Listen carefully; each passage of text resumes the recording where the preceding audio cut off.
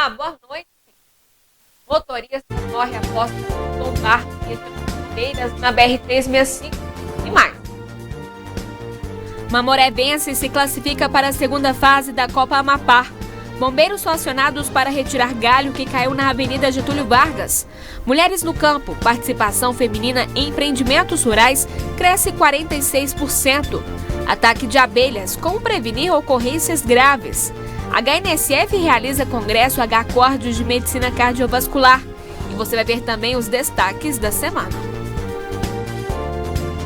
A partir de agora, no NTV News, seja bem-vindo.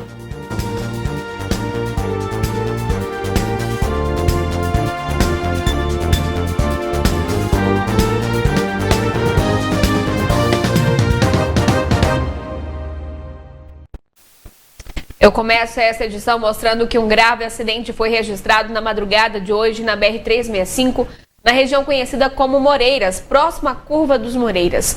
O local é conhecido por possuir alto índice de acidentes, inclusive com vítimas fatais. Nesse fato de hoje, uma pessoa morreu e 2 ficaram feridas. Segundo a testemunha, que é motorista de caminhão, o acidente aconteceu por volta das 5h30. De acordo com ele, chovia no momento do acidente e estava escuro ainda. Alcione nos contou que seguia sentido Varjão de Minas para Patos de Minas quando percebeu que o caminhão vermelho que seguia no sentido oposto tombou na curva e parou ocupando somente a pista onde ele transitava. Um caminhão que seguia na frente do Alcione conseguiu passar e teria dado sinal para o motorista do ônibus na tentativa de alertá-lo, mas o motorista não teria percebido o aviso e bateu no caminhão que já estava tombado. O ônibus seguia no mesmo sentido do caminhão acidentado, de Patos de Minas para Varjão de Minas. As condições da chuva, do tempo, e eu acho que foi um pouco de excesso de velocidade também do parte do caminhoneiro ali. Não conhece a região, pelo sotaque do mesmo ali, do acompanhante dele, ali, colega dele, deu de ver que é lá do Nordeste. A gente não conhecia bem a serrinha aqui, daí ele se perdeu. Mas ele se perdeu 1 quilômetro atrás ali, já bem antes. Veio a tombar aqui e ficando no meio da pista daí. Aí veio o ônibus em seguida e veio a colidir com o mesmo ali. A informação é de que uma pessoa que estava no ônibus teve pequenos ferimentos e foi socorrida por uma ambulância do SAMU até o hospital regional. No caminhão, haviam 2 pessoas. O motorista, José Irã da Silva, de 54 anos, natural de Ouricuri, Pernambuco, morreu preso entre as serragens. A causa da morte foi politraumatismo. O Corpo de Bombeiros precisou usar equipamentos específicos para desencarcerar a vítima. O companheiro dele teve pequenos ferimentos e também foi socorrido pelo SAMU ao hospital. Ainda de acordo com a testemunha, a vítima que estava no caminhão e sobreviveu ficou desesperada, pedindo ajuda para salvar o companheiro, mas não havia o que fazer. Ficou preso as ferragens, aí então já... A hora que eu desci para ir lá tentar ajudar, já estava sem vida já. Aí não teve mais o que fazer, não.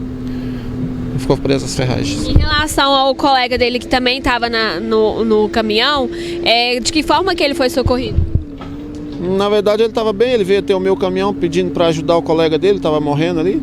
Mas nada podia ser feito no momento. Aí eu falei para ele, já está sem vida já, não tem o que fazer.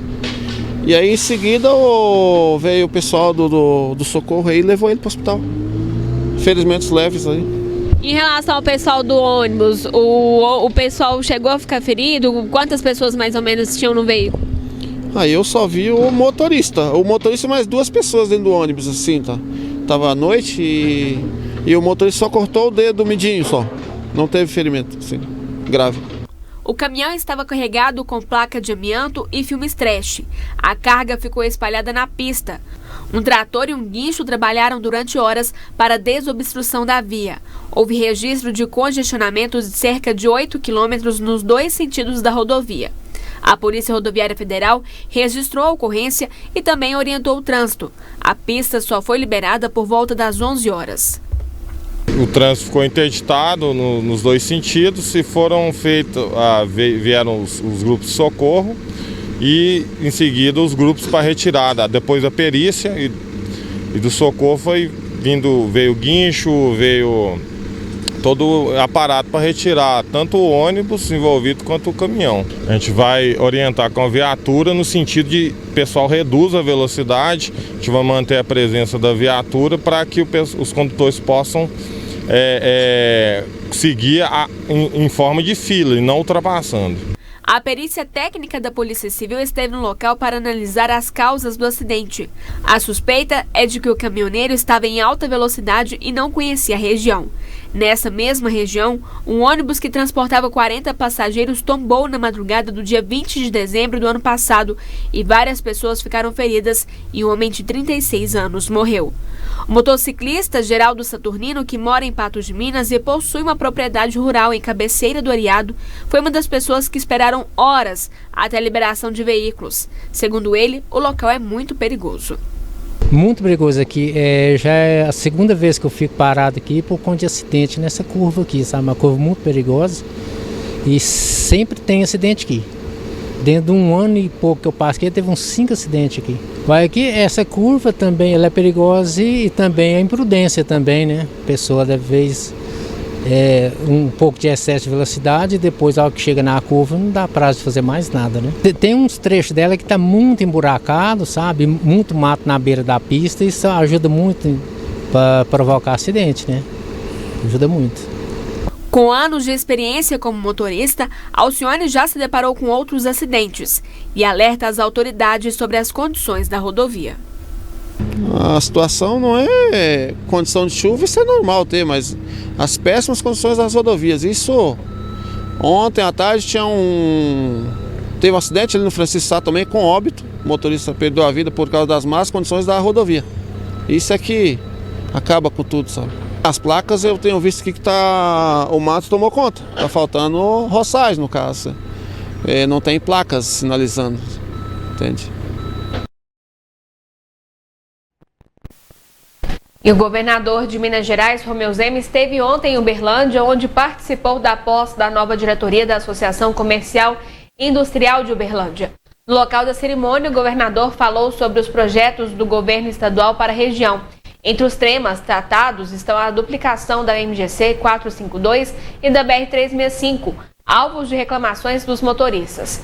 Segundo ele, no caso das duas rodovias, quem foram aí as concedidas, as obras já vão iniciar agora nesse primeiro semestre. E um galho de uma árvore caiu parcialmente na manhã de hoje no centro de Patos de Minas. Ninguém se feriu. Era por volta das 11 horas quando transeuntes acionaram o Corpo de Bombeiros solicitando a retirada do galho na Avenida Getúlio Vargas, entre a Avenida Paranaíba e a Avenida Brasil. Um dos serviços do Corpo de Bombeiro nessa situação, a gente faz a retirada do galho para o fluxo de veículos correr normal. Segundo o cabo Anselmo do Corpo de Bombeiros, ninguém foi atingido pelo galho. O galho ficou muito próximo a um carro estacionado na via, mas que não foi danificado. Por sorte, pequenos galhos mesmo que caiu sobre ele, a gente visualizou ali, não encontrou nenhum dano nele não. E em relação a pessoas ou veículos que passavam aqui também, ninguém foi atingido? Aparentemente não, né? Não teve vítima nenhum no local, o pessoal que ligou o 93 também não relatou. Então o único serviço do Corpo de Bombeiro aqui foi o serviço de salvamento para tirar o galho e liberar o trânsito. O galho ficou pendurado e com a ajuda de um equipamento com cabo de aço, os militares conseguiram arrancá-lo totalmente. E depois, com uma motosserra, foram feitos os cortes de galhos menores para facilitar a retirada. Ainda segundo o militar, não foi verificado nenhum problema fitossanitário na árvore e a pista foi liberada. A árvore a gente visualizou ali, não tem nenhuma raiz exposta, não tem nenhum sinal de estar podre. Pode ser que algum galho que estava com a junção ali com comprometimento, então ela não soltou totalmente, a gente usou o guincho da viatura para tirar o galho totalmente e a gente acabar de fazer o corte. Agora vamos à previsão do tempo. Fim de semana no Triângulo Mineiro, Alto Paranaíba, no noroeste de Minas Gerais, deve contar aí com a possibilidade de chuvas intensas. O Instituto Nacional de Meteorologia, o IMET, também emitiu alerta de período de algumas cidades aí com perigo. Amanhã as chuvas podem ocorrer mais intensas e frequentes devido ao calor e umidade, mas também por conta de uma convergência de umidade na região norte para o centro do país, de uma frente úmida e de uma região de baixa pressão atmosférica. Para os próximos 5 dias, é esperado 70 milímetros de volume de chuva, com possibilidade de ocorrência de granizo em alguns pontos da região. Temperatura em elevação ultrapassando os 30 graus e umidade entre 50% e 100%.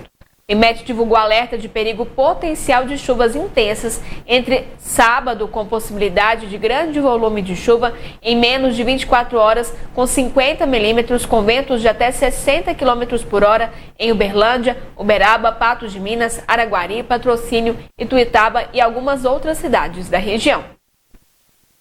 A seguir, o governo de Minas Gerais pretende criar 2 novas secretarias e participação feminina em empreendimento rural cresce 46%.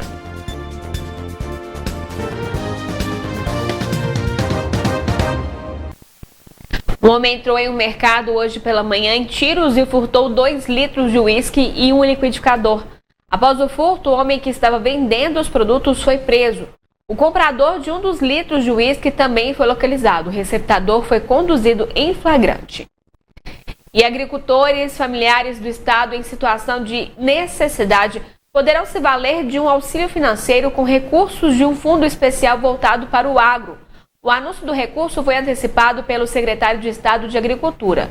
O dinheiro será especialmente importante para as mulheres chefes de família que também estão na zona rural.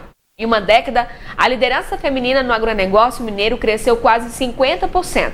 E não faltam histórias de coragem, pioneirismo, perseverança e criatividade para dar vida a esses números. A produtora Maria Tereza Boari, do município Coronel Xavier Chaves, deixou a cidade grande para viver na zona rural, onde se dedica à produção de queijo artesanal. De cara se confrontou com o meio dominado por homens, mas não se deixou intimidar e hoje é quem toca o negócio da família. Zona rural é mais machista. Eu que sou a empreendedora desse projeto, né? E tem lá suas complicações, né? Se falando de uma mulher lidando com homens na zona rural. Mas vai me enfrentando, né? Se eu acho que às vezes não dá, tá? Vai ter uma venda de gado, eu não consigo conversar, porque às vezes as pessoas passam por mim e vão até ele. Eu falei, fala, resolve, não vamos ficar afrontando, né? Tá domino. Agora, para quem veio da cidade, é um desafio de qualquer jeito, né? Maria é só um exemplo de como aumentou a participação da mulher no campo nos últimos anos. Entre 2006 e 2017, o número de estabelecimentos conduzido por mulheres saltou de 59 mil para quase 87 mil no estado, aponta o censo do IBGE, um crescimento de 46%. Segundo o mesmo instituto, 25% da produção agrícola nacional são provenientes da agricultura familiar. Tem origem nas propriedades dos pequenos empreendedores rurais. Em Minas, o plano é valorizar essa produção, como garantiu o secretário de Agricultura nessa entrevista exclusiva. Nós temos aqui um fundo que nós estamos trabalhando nele, chama Funderu, Fundo de Desenvolvimento Rural, onde nós vamos ter linhas de créditos com juros equalizados, um fundo reembolsável para pequenos produtores e para aqueles produtores que não têm condição ainda de pegar um empréstimo, de pagar para sair da linha de pobreza, nós vamos desenvolver um trabalho também com um recurso não reembolsável. Então esse trabalho está sendo desenvolvido, nós vamos lançar isso agora como um projeto estratégico do governo para atender esses produtores e tirá-los realmente da linha da miséria, porque no campo tem que ter fartura, tem que ter produção. E o governo de Minas Gerais encaminhou ontem à Assembleia Legislativa uma proposta de reforma administrativa que cria 2 novas secretarias no estado. A ideia é criar a Secretaria da Casa Civil e a Secretaria de Comunicação Social. A pasta ficará responsável pela agenda institucional de Zema e do vice-governador Matheus Simões, além da coordenação da política e das atividades de comunicação social do Poder Executivo. O Conselho Estadual de Comunicação também ficará subordinado à pasta, juntamente à Rede Minas e à Rádio Inconfidência. A proposta de reforma inclui ainda a retirada do Detran da Polícia Civil, com a justificativa de retirar policiais de funções burocráticas e a extinção da Fundação Caio Martins, a FUCAM, que oferece cursos de educação agrícola, função que seria assumida pela Secretaria de Estado da Educação. A proposta deverá ser apreciada pelos deputados no prazo de 30 dias. Agora, alerta de golpe. O engenheiro agrônomo de 51 anos teve um enorme prejuízo em Patos de Minas. Bandidos invadiram sua conta bancária e transferiram mais de R$ 224 mil. A polícia foi acionada ontem. A vítima disse que no dia 7 deste mês recebeu em seu e-mail um link que seria de um marketplace para resgatar pontos. O agrônomo então abriu o link e logo em seguida chegou uma mensagem pedindo o número de conta do Banco do Brasil e a senha. Dessa forma, ele inseriu o número e a senha e entrou no aplicativo do Banco do Brasil, quando recebeu a mensagem dizendo que os pontos haviam sido resgatados. Ontem, a vítima foi até o banco e retirou o extrato da sua conta, percebendo que foram realizados 5 transferências no dia 9 de março, sendo uma de R$35 mil, outra de R$40 mil e outras 3 de mais de R$49 mil. Segundo a vítima, as transferências foram para uma conta do banco Soluções Pagamento em seu próprio nome, mas que ele desconhece. Ele acredita que os golpistas usaram os dados dele para facilitar as transferências dos altos valores. A seguir, você confere o que foi destaque na semana.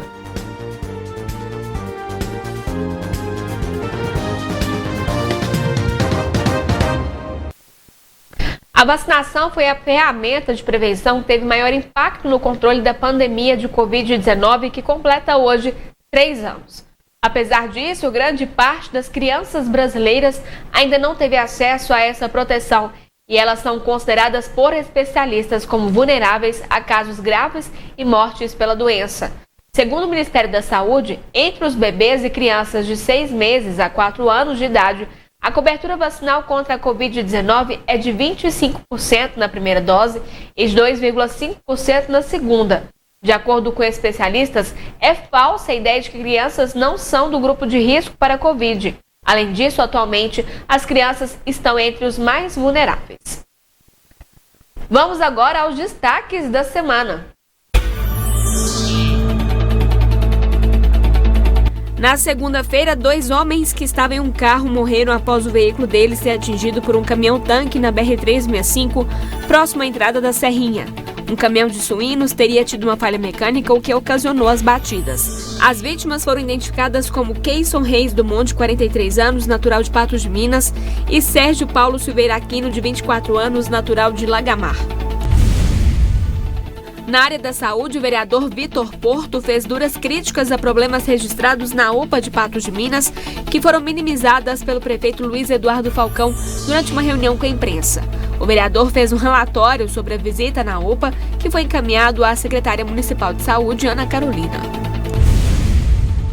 Ainda na segunda-feira, a Câmara publicou nota informando que o presidente do Legislativo, o vereador Glaston Gabriel, foi notificado no dia 3 deste mês pelo TRE e, por isso, foi solicitado a João Marra a desocupação imediata do gabinete, a fim de que o espaço fosse organizado para a ocupação do suplente.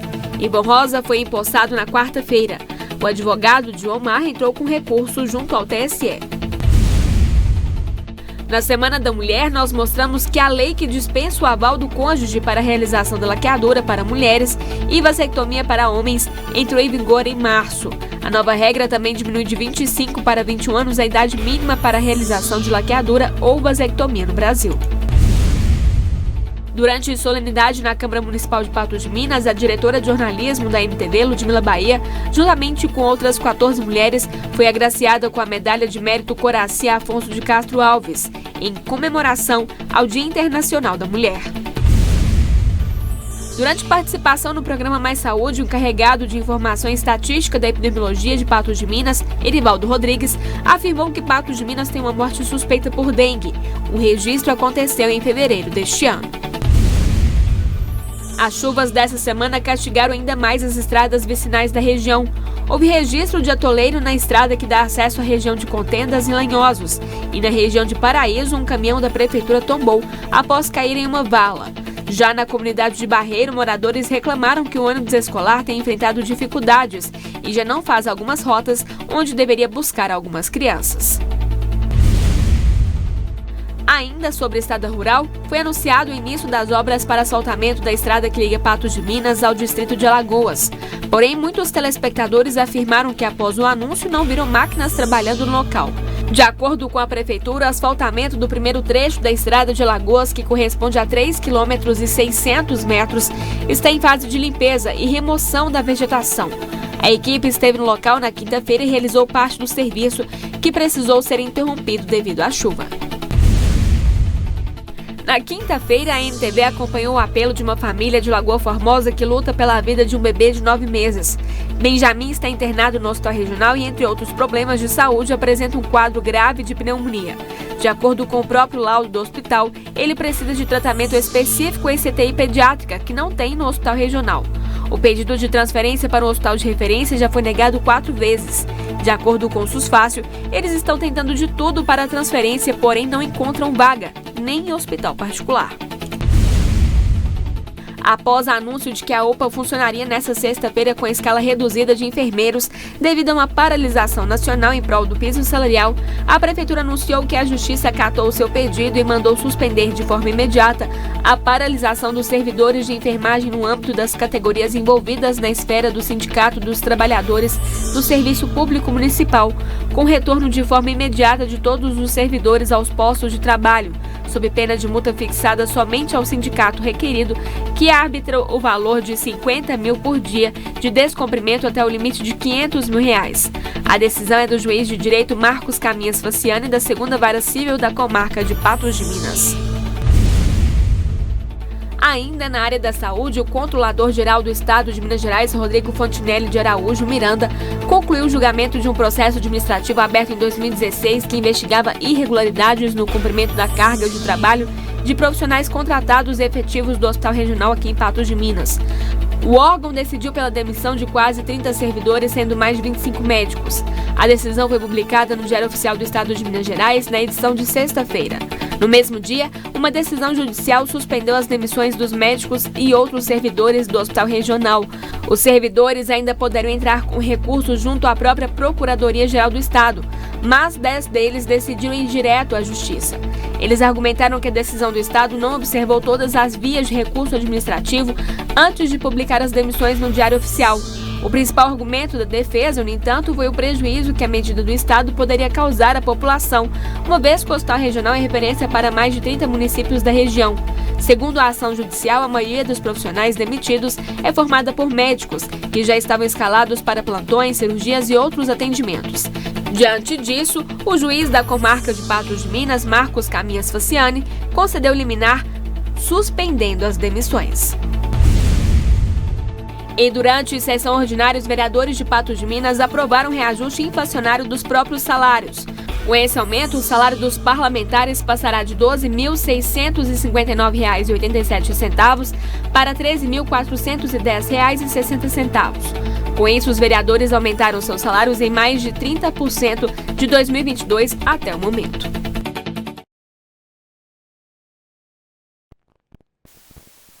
A seguir, ataque de abelhas, como prevenir ocorrências graves. E a HNSF realiza evento voltado para a saúde do coração.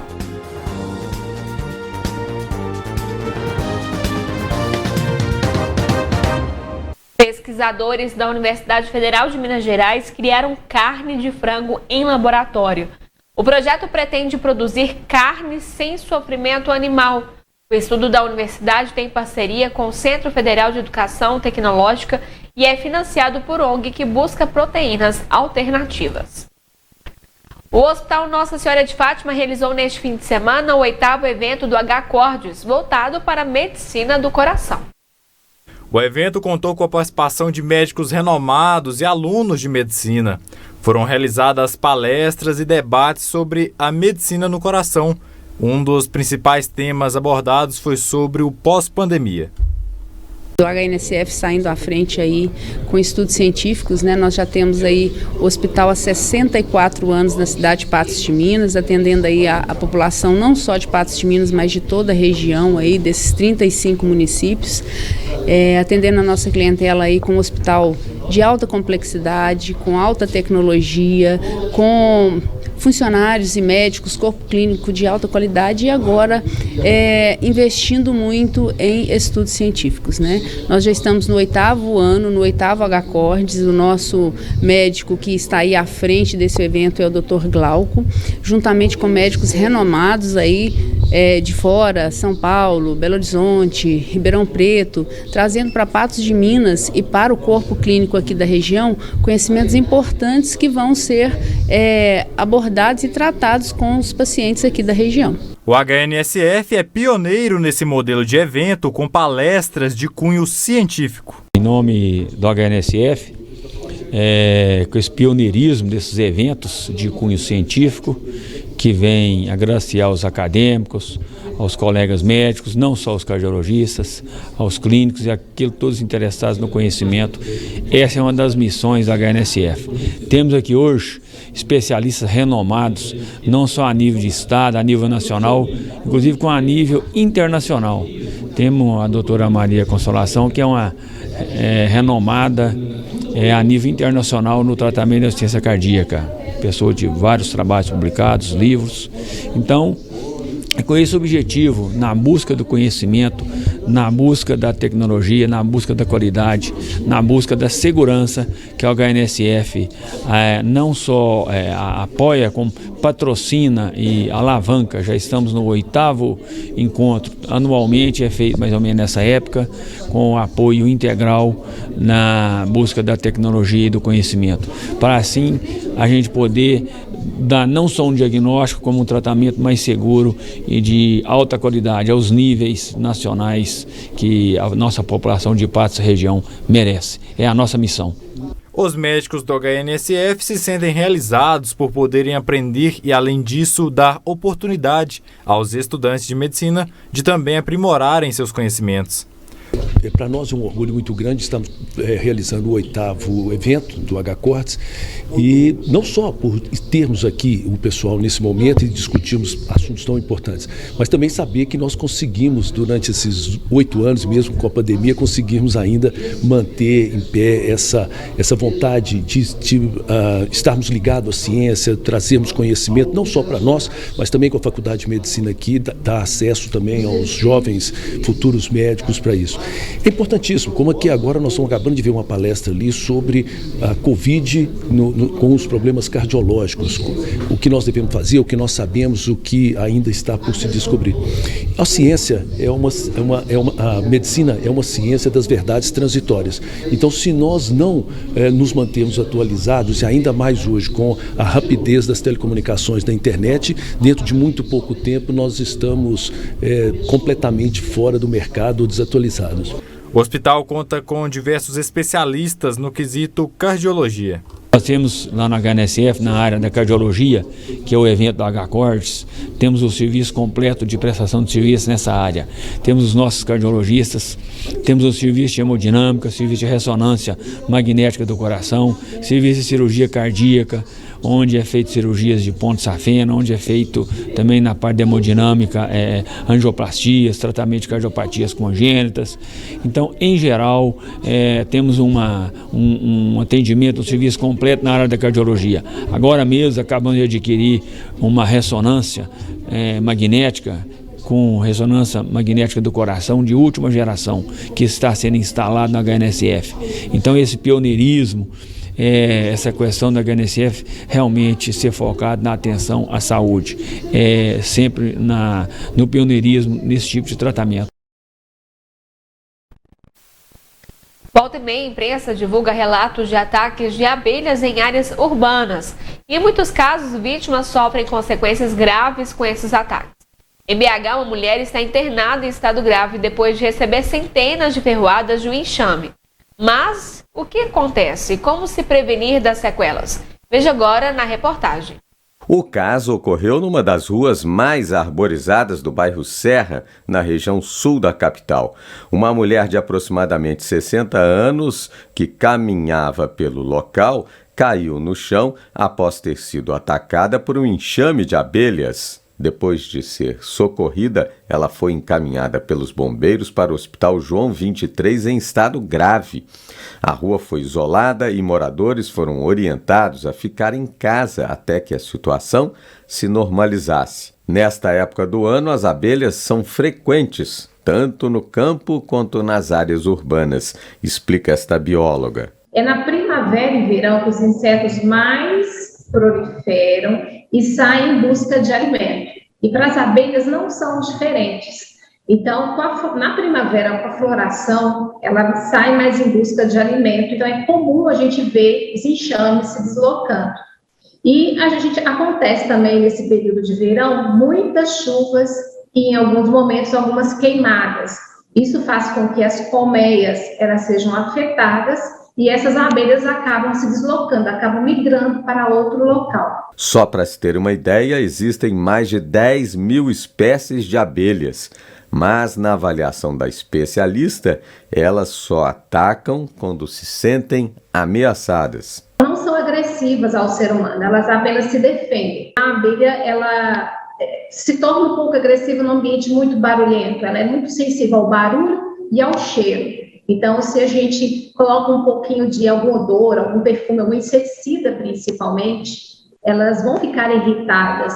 E no ambiente muito barulhento, exemplo, igual o nosso centro urbano, né, elas acabam também ficando um pouco agressivas. Por isso é bom tomar cuidado. As picadas desses insetos também podem causar reações alérgicas graves e até choque anafilático. Como eles injetam o veneno no nosso organismo, eles podem provocar reações de intoxicação, que é um veneno, mas também podem provocar reações alérgicas e ambas podem ser graves, ambas podem ser fatais. Mas a diferença é que a alérgica, às vezes com uma única picada você pode morrer e a tóxica depende de várias picadas para levar ao óbito. Mas o que devemos fazer imediatamente quando nos deparamos com um enxame? Tentar sair do local, não debater contra ela, não espirrar nenhum produto com forte odor, por exemplo, um perfume ou inseticida, tentar proteger o rosto, né, e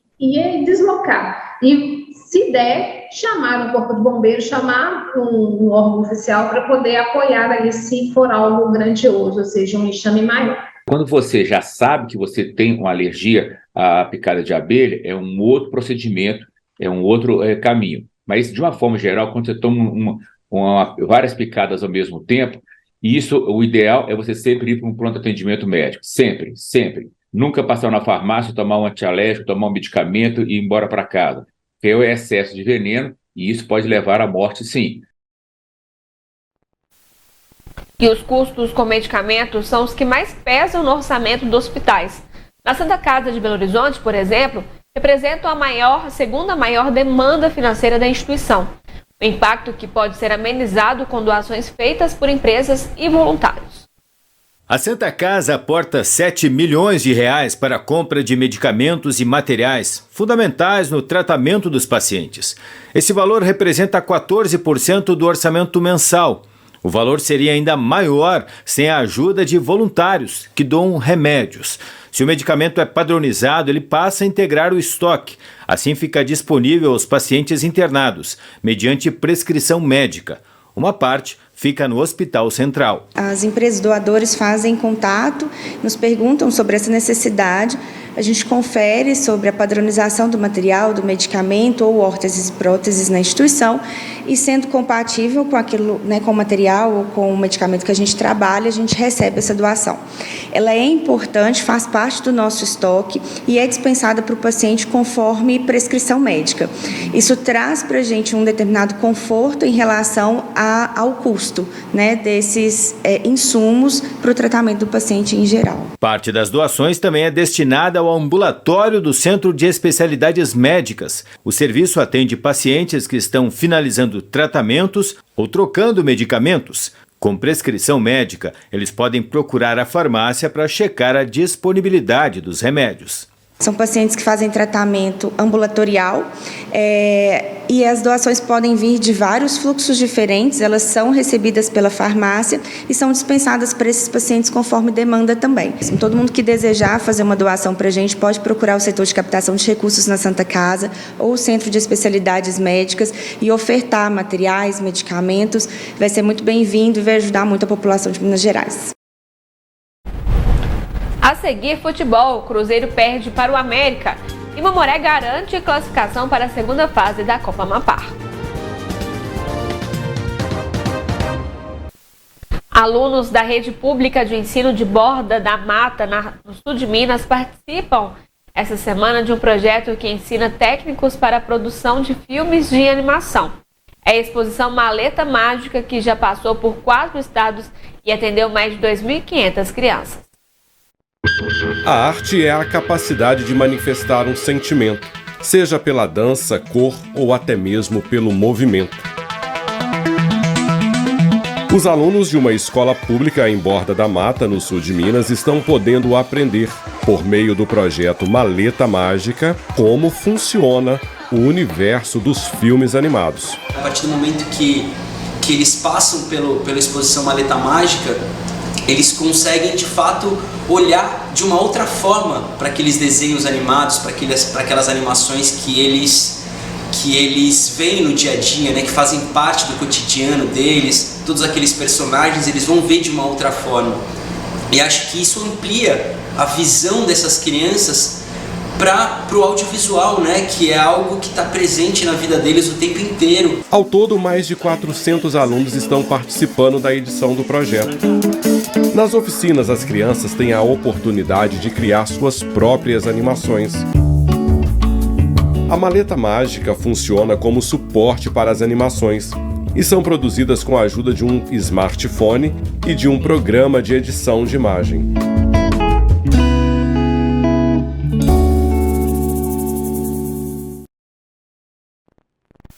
É arte, né?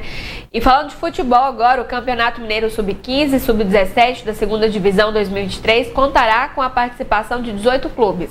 O Moré é o único representante de Patos de Minas. O torneio terá início no dia 6 de maio. São 2 grupos com 9 times cada que se enfrentam em turno único. Os 4 primeiros de cada grupo avançam ao octogonal final. Ao final, os 3 primeiros colocados sobem para a 1ª Divisão 2024. Mamoré e Uberlândia estão juntos no grupo A. Democrata e Governador Valadares, o Norte e Araguari desistiram de disputar a competição. 15 Uber e E-Sub subiram após o rebaixamento do Dínamo e a desistência da Santa Ritense. Cruzeiro e América começaram na tarde de hoje a disputa da semifinal do Campeonato Mineiro. Os times voltaram a se enfrentar na Arena do Jacaré em Sete Lagoas após 11 anos e o Cruzeiro perdeu por 2-0. Dono da 2ª melhor campanha da fase de grupos, com 18 pontos, o Coelho tem a vantagem nesta fase da competição. A Raposa, por sua vez, ficou em primeiro no grupo C com 12 pontos, mas contou com o tropeço do Tombense diante do próprio América para garantir a vaga na semifinal. E Atlético e Atlético se enfrentam amanhã às 16 horas no estádio Joaquim Portugal, em São João del Rei, pela partida de ida da semifinal do Campeonato Mineiro. Por ter feito a melhor campanha na fase classificatória, o Galo tem a vantagem de jogar por 2 resultados iguais contra a equipe do interior. Atlético de Minas Gerais e Atlético se classificaram no grupo A na primeira fase, porém, em quadrão de aço, mesmo com 15 pontos ganhos, avançou como o melhor segundo colocado geral, já que o Galo, líder do grupo, somou 20 pontos na etapa classificatória. E aos 45 do segundo tempo, Mamoré se classificou para a segunda fase da Copa Amapá. A equipe do Mamoré viajou neste sábado para Presidente Olegário, onde enfrentou a equipe do Cruzeiro da Prata no estádio José Drummond Castilho. A partida foi válida pela última rodada da primeira fase da Copa Amapá. Final de partida aqui no estádio José Drummond Castilho, em Presidente Olegário. A equipe do Mamoré venceu a equipe do Cruzeiro da Prata por 4-2. A equipe de Patos de Minas veio precisando da vitória e dependendo de outros resultados. No primeiro tempo, a equipe do Cruzeiro da Prata foi para o vestiário vencendo por 1-0. Só que a equipe do Mamoré voltou com mais garra, com mais confiança para o segundo tempo e acabou conseguindo organizar mais o jogo.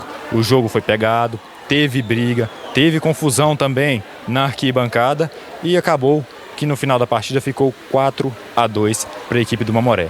Destaque para Jonathan Kaique, camisa número 23, que marcou 3 gols na partida e foi o nome do jogo. Esse resultado foi favorável e a equipe do Mamoré segue na disputa na Copa Amapá de Futebol. Obrigada pelas informações, Diego. Por hoje é só. Agradeço a sua companhia comigo nessa noite de sábado. Mais informações no site patosjá.com.br. A gente volta a se encontrar na segunda-feira no programa Guia Boaventura a partir do meio-dia. Antes disso, tem o Jornal 30 Minutos às 11h30. Um bom sábado para você, ótimo domingo e até segunda. Boa noite.